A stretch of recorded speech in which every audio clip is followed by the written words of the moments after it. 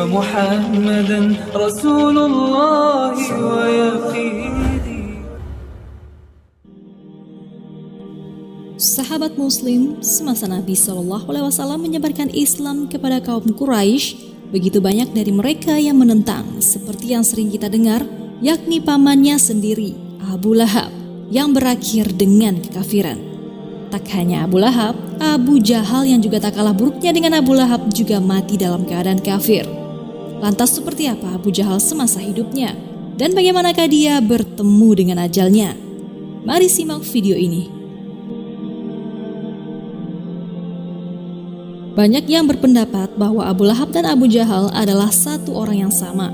Padahal mereka adalah dua orang yang berbeda, namun memiliki sifat buruk yang sama, yakni sama-sama membenci Nabi Sallallahu Alaihi Wasallam. Abu Lahab adalah pamannya Nabi Sallallahu Alaihi Wasallam, sedangkan Abu Jahal yang nama aslinya Amr bin Hisham bin Mughirah adalah pemuka Quraisy dari suku Makhzum. Sebelumnya dia digelari masyarakatnya dengan Abul Hakam, yakni bapak kebijaksanaan, karena dianggap cerdas. Dia diizinkan untuk mengikuti Darun Nadwah atau forum orang Quraisy yang hanya dihadiri oleh para pembesar Quraisy. Namun oleh Nabi SAW digelari dengan Abu Jahal, yakni bapak kebodohan, karena dia membunuh Sumayyah binti Khayyat, yakni ibu dari Ammar bin Yasir. Ia dibunuh dengan tombak yang dimasukkan ke dalam kemaluan wanita tersebut sampai meninggal dunia. Kebencian Abu Jahal terhadap Rasulullah SAW begitu masyhur. Pernah suatu hari Abu Jahal mengangkat sebuah batu besar dari atas bukit. Rasulullah pun tiba di lokasi dan tidak paham apa maksud Abu Jahal dengan perbuatannya itu. Lalu kemudian Nabi sholat di samping Ka'bah tanpa memperdulikan Abu Jahal. Bak orang yang kalap, Abu Jahal lantas maju hendak menjatuhkan batu tadi ke atas kepala Nabi SAW yang sedang sujud dalam sholatnya. Namun belum sempat dia melakukannya, tubuhnya tiba-tiba bergetar ketakutan. Abu Jahal pun lari pontang-panting. Sementara kawan-kawannya melihat dari kejauhan, mereka menghampirinya dan bertanya, "Hai Abul Hakam, mengapa tidak jadi melemparkan batu itu?" Terengah-engah Abu Jahal menjawab, "Tadi tiba-tiba di mukaku ada seekor unta yang amat besar. Rupanya putih yang telah membuka mulutnya di dekat kepalaku. Seumur hidupku belum pernah aku melihat unta sebesar itu, sebuas itu. Lalu aku lari, aku takut bila unta itu memburuku."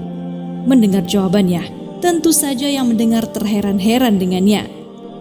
"Antara aku dan Muhammad ada sebuah parit dari api dan ada pula beberapa sayap," kata Abu Jahal kepada kawan-kawannya kemudian.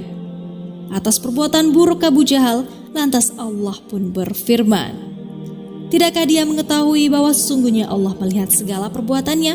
Sekali-kali tidak. Sungguh jika dia tidak berhenti berbuat demikian, niscaya kami tarik ubun-ubunnya ke dalam neraka, yaitu ubun-ubun orang yang mendustakan lagi durhaka. Maka biarlah dia memanggil golongannya untuk menolongnya. Kelak kami akan memanggil malaikat Zabaniyah, yakni penyiksa orang yang berdosa. Sekali-kali tidak. Janganlah kamu patuh kepadanya dan sujudlah serta dekatkanlah dirimu kepada Allah." Al-Quran Surah Al-Alaq ayat 14 hingga 19. Tidak hanya sampai di situ, Abu Jahal lagi-lagi berbuat buruk kepada Nabi SAW. Ia melempari kepala Nabi dengan kotoran hewan ketika Nabi juga dalam keadaan sujud di masjid. Melihat kejadian itu, putri Nabi SAW Fatimah dengan tergopoh-gopoh mendatangi masjid, lalu membuang kotoran dari atas kepala ayahandanya. Kemudian Nabi SAW mengangkat kepalanya dari sujudnya seraya berdoa, "Ya Allah, hanya kepada Engkau aku menyerahkan Abu Jahal bin Hisham, Utbah bin Rabi'ah, Syaibah bin Rabi'ah, Walid bin Utbah, Uqbah bin Abi Mu'aid, Umayyah bin Khalaf, dan Amarah bin Walid." Namun Abu Jahal dan kawan-kawannya malah tertawa karena hanya melihat Nabi berdoa namun tidak membalas melawan mereka. Dan ternyata Allah mengabulkan doa Nabi SAW. Semua orang yang disebut di dalam doa tersebut akhirnya menemui ajal mereka di perang Badar. Perang itu terjadi sesudah hijrahnya Nabi Muhammad SAW dan para sahabat dari Mekah ke Madinah. Lantas, bagaimanakah kisahnya Abu Jahal bertemu dengan ajalnya? Ketika ketika perang Badar terjadi, barisan kaum muslimin berhadapan dengan barisan musyrikin. Waktu itu, Abdurrahman bin Auf sedang berhenti di pinggir barisan pasukan muslimin. Tiba-tiba datanglah dua orang adik dan kakak dari kaum Ansor berusia 15 dan 16 tahun berposisi di samping kanan dan kiri Abdurrahman bin Auf. Mereka adalah Mu'adz bin Afra dan Auf bin Afra. Mereka bertanya, "Wahai paman, mana Abu Jahal, orang yang paling keras memusuhi Nabi Shallallahu Alaihi Wasallam?"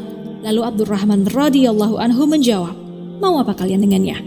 Kemudian yang satunya berkata, "Aku mendengar bahwa tidak ada orang yang dapat membunuh Abu Jahal. Ia dijaga dengan sangat ketat, tetapi dalam pikiranku, akulah yang akan membunuhnya." Abdurrahman radhiyallahu anhu sangat kaget dengan perkataan kedua anak kecil tersebut. Kedua anak itu berjalan kaki, sedangkan Abu Jahal mengendarai kuda. Namun tentu saja Abdurrahman tetap menunjukkan di mana Abu Jahal. Lalu Abdurrahman pun berkata, "Lihat, orang yang kalian tanyakan ada di depan, di tengah-tengah pasukan musyrikin." Mendengar ucapan Abdurrahman, kedua anak tersebut melesat maju bagaikan anak panah yang lepas dari busurnya. Mereka pun terus maju sambil membantai pasukan musyrikin yang mengelilingi Abu Jahal tanpa rasa takut. Hingga sampailah mereka di hadapan Abu Jahal. Karena sulit menyerang Abu Jahal secara langsung, maka salah seorang anak itu menyerang kaki kuda yang ditungganginya dan yang lain menyerang kaki Abu Jahal. Pedangnya sukses melukai paha Abu Jahal dengan sayatan yang dalam. Dengan serangan itu, kuda maupun penunggangnya pun terjatuh. Abu Jahal menggelepar dan tak dapat berdiri.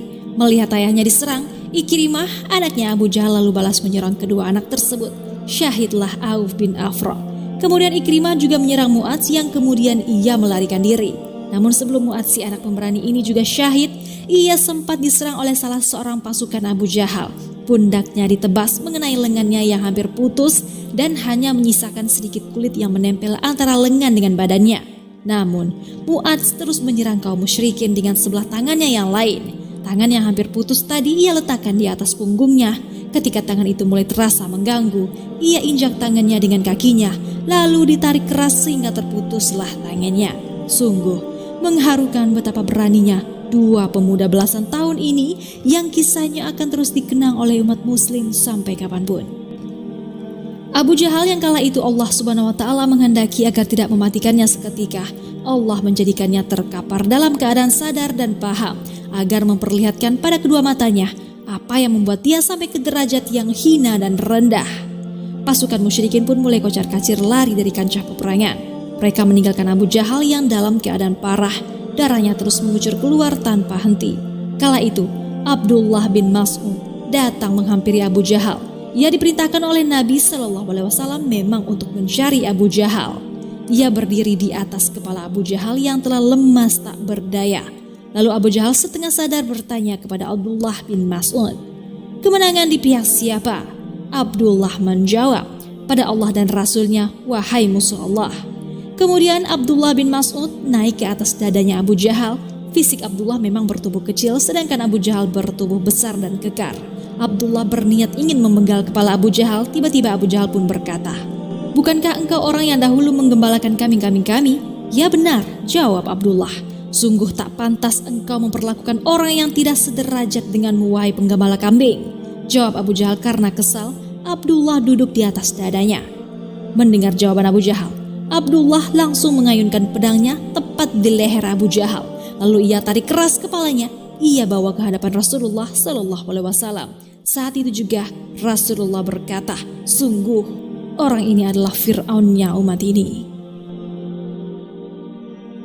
Akhirnya jasad Abu Jahal dikubur bersama jasad-jasad kaum musyrikin yang juga mati dalam perang Badar. Disebutkan di banyak riwayat, Rasulullah Shallallahu Alaihi Wasallam pernah mengajak bicara orang-orang kafir yang telah mati itu di dalam kuburnya.